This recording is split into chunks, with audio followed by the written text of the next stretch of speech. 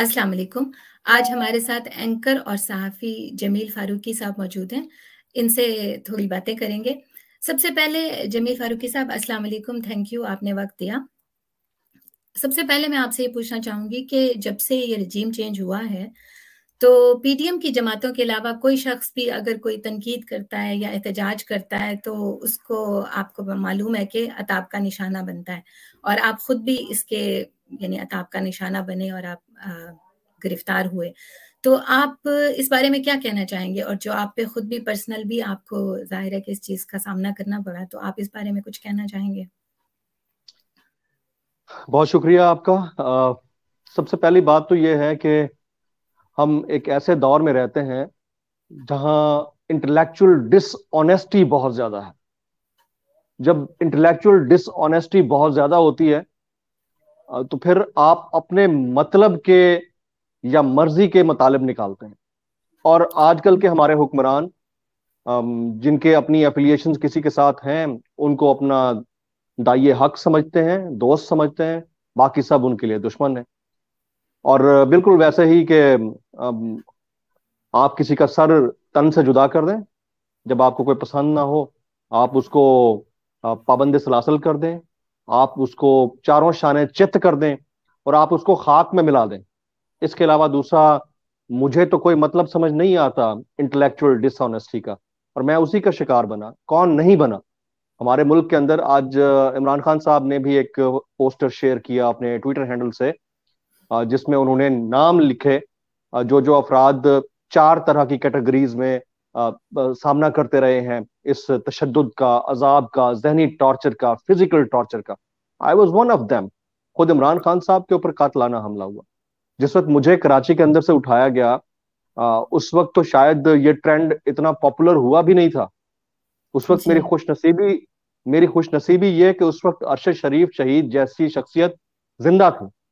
वो खुद जी, दरबदर थे। वो खुद दुबई से कीनिया की तरफ रवाना थे। जब उनको पता चला कि मैं इस तरह उठा लिया गया हूं, तो उन्होंने जी, सबसे ज्यादा ट्वीट्स उन्होंने मेरे लिए किए। सबसे ज्यादा जी, इंटरनेशनल फोरम्स को उन्होंने मेरे मुतालिक लिखा कि ये बच्चा यतीमी में पला है और इस वक्त पाकिस्तान का सबसे बड़ा टैक्स पेयर है और पाकिस्तान का सबसे हाईली पेड एंकर है और सबसे ऑनेस्ट बंदा है, और उसको इस तरह से उठाया गया है तो उसको बचाया जाए। लेकिन अब क्या हो रहा है, माजरत के साथ मैं इंतहाई अफसोस के साथ कहना चाहता हूँ कि मरियम नवाज शरीफ साहिबा से किसी ने भावलपुर के अंदर सवाल किया कि इमरान रियाज खान साहब को आप लोगों ने धर लिया या आपकी हुकूमत के दौरान गिरफ्तार किया गया है, तो आप इसके ऊपर कोई कंडेमनेशन की बात करेंगी? तो उन्होंने कहा कि मैं तो उनको सहाफी ही नहीं मानती, मैं तो ऐसे लोगों को सहाफी ही नहीं मानती। सबसे पहली जी, बात तो ये है कि आप मैं या मेरे जैसा कोई और सहाफी इन हुक्मरानों को, जो मौरूसियत को जमहूरियत कहते हैं, इनको सियासत की डेफिनेशन बता सकता है? ये हमें सहाफत की डेफिनेशन बता रहे हैं? नहीं बता सकता। फिर उससे बड़ी इंटेलेक्चुअल डिसऑनेस्टी कि हमारे लोगों को सिवाय ट्विटर के ऊपर एहतजाज के बाहर निकलने का अब उनमें शायद दमखम नहीं रहा, या इतना हैरास हो गए हैं कि उनको निकलना नहीं आता। और सबसे बड़ी बात, मैं अवाम को छोड़ दें, I am talking about A common journalist. यार आपका जाती ओपिनियन, आपका जाती इख्तलाफ, ये दो अलग चीजें हैं। फिर आपका पेशा वराना ओपिनियन और पेशा वराना इख्तलाफ, ये भी अलग बातें हैं।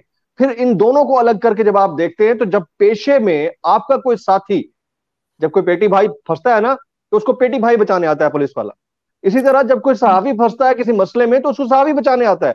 अफसोस की जी, बात यह है कि 80% of the media is managed, और उनको ये जी, शर्म ही नहीं आती कि इमरान रियाज खान गिरफ्तार हुआ है तो वो सहाफी है या नहीं है। जमील जी, फारूकी गिरफ्तार हुआ है तो वो उसको यूट्यूबर कह देते हैं। तो ये बड़ा प्रॉब्लम है। And I really dislike thing happening in in a country like Pakistan. जी, बिल्कुल, बिल्कुल, आपने सही कहा। जैसे आप ये सहाफ़त की बात कर रहे हैं, तो कहते हैं कि सहाफ़ी जो है उसकी पल्स अवाम हो, मतलब अवाम की पल्स को वो जानता है।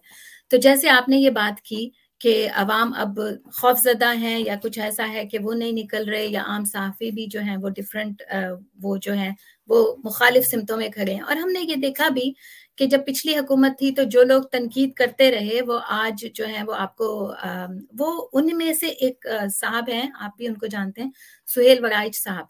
आपने मरियम की बात की थी, तो मैं इसमें दो आपसे सवाल करना चाहूंगी। एक तो ये कि मरियम जब वापस आई तो हमने देखा कि उनका उस तरह से इस्तकबाल नहीं हुआ, और दूसरी बात ये कि सुहेल वगाइद साहब का मैं जिक्र कर रही थी कि उन्होंने कहा कि मरियम जो है, पहले उन्होंने एक आम जो वर्कर होता है उसकी तरह से उन्होंने एक मतलब अपना करियर शुरू किया, और अब वो आहिस्ता आहिस्ता सीढ़ियां चढ़ रही हैं। तो आप इस बयान को कैसे देखते हैं? क्या आपको भी यही ऐसा लग रहा है? मैं इसको जरा इम्प्रोवाइज कर दूंगा। वो आहिस्ता आहिस्ता सीढ़ियां नहीं, बैसाखियां चढ़ रही हैं। बैसाखियां चढ़ने के बाद जो है वो इस पोजीशन पे पहुंची हैं, माजरत के साथ। हर किसी का अपना एक तरीक़ाकार है। और फिर जो बात की जाती है कि फ्लॉप हुआ उनका जलसा या उनकी आमद पे इस्तकबाल नहीं हुआ, मरियम नवाज कोई मोहतरमा बेनजीर भुट्टो है? नहीं है ना, जिसके हाथ में कुछ नहीं था। दो कंगन लेकर बैरून मुल्क से, एक एग्जाइल से वापस पाकिस्तान आई। यहां जम्मे गफीर तक कराची पूरा बंद हुआ था। मैं आई वाज आई विटनेस जो 18 अक्टूबर को ब्लास्ट हुआ। मैं सीएनबीसी पाकिस्तान में उस वक्त था। मैं उस गाड़ी में था जिसमें मेरे एक दोस्त की पूरी टांग उड़ गई थी जब ब्लास्ट हुआ। हम उधर थे। हमने तो ग्राउंड पे जाकर ये कवरेज की थी। तो वो बेनजीर नहीं है जिसके इस्तकबाल के लिए 239 लोग मौजूद होंगे, इंतहाई अफसोस के साथ।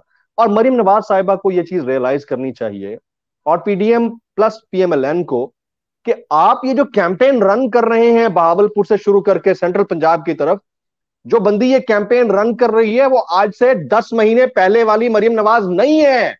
Now you are part of the government. आप मेन गवर्नमेंट चला रहे हैं। Now you are responsible. और आपके दरमियान और पब्लिक के दरमियान एक बड़ी खलीज है, और उस खलीज का नाम है महंगाई, बेरोजगारी, गुर्बत।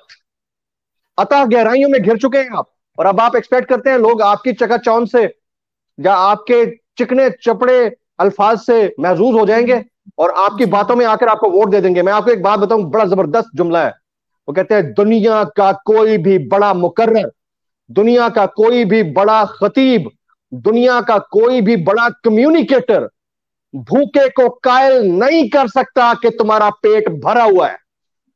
बिल्कुल। तो मरियम बीबी भी किसी भूखे को कायल नहीं कर सकती कि उनका पेट भरा हुआ है। और उससे बढ़कर बैसाखियां। अब हमें हर चीज खालिस देना होगी। जिस मुल्क में दूध दही खालिस नहीं है, वहां जमहूरियत और आमरीयत भी खालिस नहीं है। अब वो दौर आ चुका है जहां 65% जो है वो यूथ है जिनके हाथों में मोबाइल फोन है। इट्स ए न्यूक्लियर बॉम्ब जिनके हाथ में मोबाइल फोन है। They are all the time connected with digital media. आप उनको कैसे रोकेंगे? आप उनका ब्रेन कैसे वॉश करेंगे? आप उनका ब्रेन कैसे वॉश करेंगे? ये बड़ा प्रॉब्लम है। तो आपको क्या करना है? अब आपको हर चीज खालिस देनी है। The youth of this country needs a transparent democracy, and that's the main reason कि हम इतना पीछे जा चुके हैं। लोगों को समझ आ गई है कि कौन कैसे, ये जो हमें छोटी छोटी चीजें थी ना। आज से, मैं 2007 से जर्नलिज्म में हूं। 2007 से 2014 तक मुझे पता नहीं था कि सियासत में हो क्या रहा होता है। सुप्रीम कोर्ट कैसे नोटिस लेती है, पार्लियामेंट में क्या होता है, सेनेट में क्या होता है। 2014 के धरने के बाद से आज तक मुझे सियासत की एबीसी समझ आ गई है। यानी अगला स्टेप पता चल रहा होता है कि कौन क्या कर रहा है। तो और मुझे मुझे जो समझ आई है ना, और जब मैं लिखता हूं तो मुझे जो करेक्ट करने वाले होते हैं वो आम पाकिस्तानी बाशऊर नौजवान होते हैं जिन्होंने इंटर मैट्रिक ग्रेजुएशन की हुई है। वो हमें करेक्ट कर रहे होते हैं। आप ऐसी कौम को किस तरह से उनका ब्रेन वॉश कर सकते हैं? उसका बेहतरीन तरीका है डायलॉग। Correct yourself. हम एक 2023 के पाकिस्तान को 1947 या 1960 के ऑपरेटिव के ऊपर नहीं चला सकते। इसको आपको अपडेट करना पड़ेगा। आपको अपने आप को अपडेट करना पड़ेगा। आप सही कह रहे हैं कि अवाम अब इतने बाशऊर हो चुके हैं। ये इनकी सियासत अभी तक वो 90 की दहाई के इर्द गिर्द घूम रही है, तो इनको इनके लिए मुश्किल है ये बात समझना। तो हम ये बात कर रहे थे कि जो अभी बात हुई थी अवाम के बाहर निकलने की, इलेक्शन की, तो आपको क्या लगता है कि ये जो अब केपी और पंजाब के इलेक्शन होने चाहिए, तो आपको क्या लगता है होंगे इलेक्शन? रो रो के होंगे। होंगे जरूर। रो रो के, घसीट घसीट के, रगड़ रगड़ के। ये कह रही थी ना मरियम बीबी 3 दिन पहले, मैं 3-4 उनके जुमले कोट कर देता हूं। वो कह रही थी कि हम तो इलेक्शन से नहीं भाग रहे, हम इलेक्शन में उतर रहे हैं, इसीलिए तो मैं आपके बीच में मौजूद हूं। तो कराओ ना। ये 8 महीने से रोना धोना क्या लगाया हुआ है? हम नहीं कर रहे।